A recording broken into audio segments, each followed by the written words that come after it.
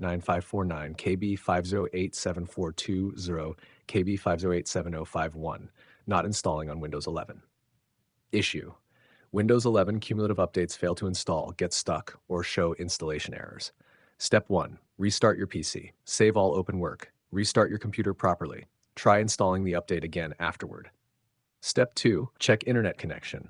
Use a stable internet connection. Pause downloads or streaming apps. Avoid VPN or proxy during updates.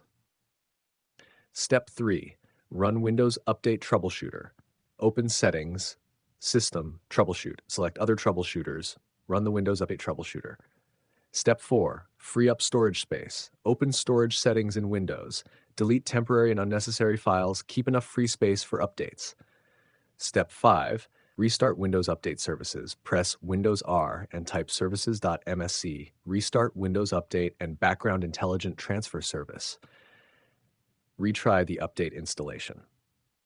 Step 6. Clear Windows Update cache. Stop Windows Update services temporarily. Delete files inside Software Distribution folder. Restart services and check updates again.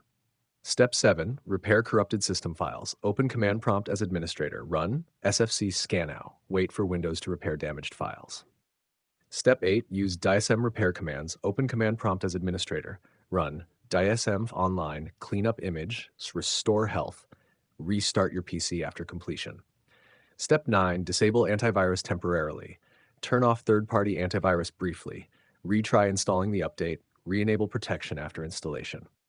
Step 10. Install updates manually. Download KB5089549, KB5087420, or KB5087051 manually.